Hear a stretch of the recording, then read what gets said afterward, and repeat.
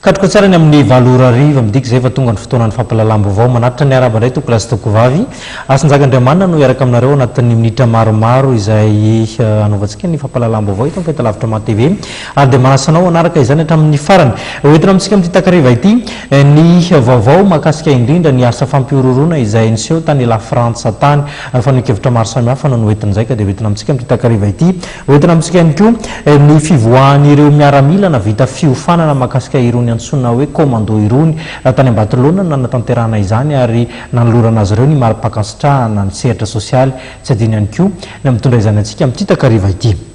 ny tontolon'ny fampianarana aloha no etsika misatatra ny fampalalam-baovao ny valy tolakandro ny voka-panadinana BEPC raha oharina tamin'ny taondasa nahitana fiakarany tapahafahana satria tafakatra ny amin'ny 2020 faingo 3 izay tapahafahana izay tamin'ny ity taom-pianarana dia 2022 ity izany no ny fametrahana ilay politika napetraka ministera dia ny ampiakarana ny voka-panadinana tato-pavao nahatratra 2020 faingo 3 ny tapahafahana BEPC ho an'Antananarivo renivohitra tamin'ity taona 2020 sorarivo ity raha toka 570 faingo 3 zany tamin'ny taondasa ny atsara ny vokatra tamin'ity taona ity araka ny tatitra avy amin'ny tompona andraikitra ho anivon'ny ministeran'ny fanabeazam-pirenena satria nahitana fitombony 7 faingo 100 be zao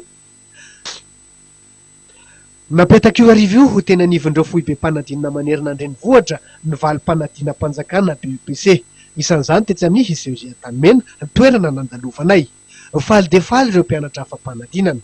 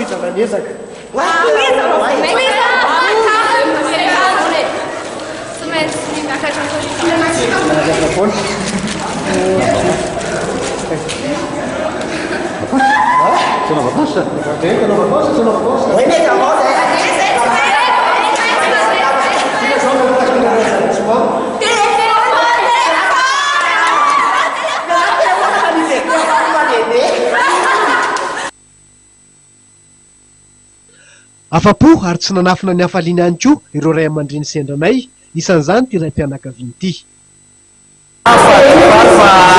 tonga dia ampakasekorotany izany zany tena nezaka mihitsy izy tamin'ny fianarana dia misy zavakely angatary zany hoe mahafidiana azy dia mena fafapo satria namalezaka be tamin'ny fianarana nataona manao na fampolisiana azy mba hitoy an'izay lalana ny fampolisiana anazy a mba hianatra tsara mba ezaka hatrany amin'ny fianarana satria io miova lehibe apetraka ny ray aman-dreny dia ho an'ny firenena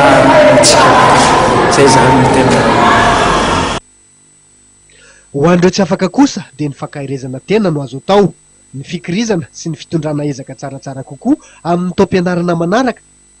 io ny lahara-pahamiana napetraka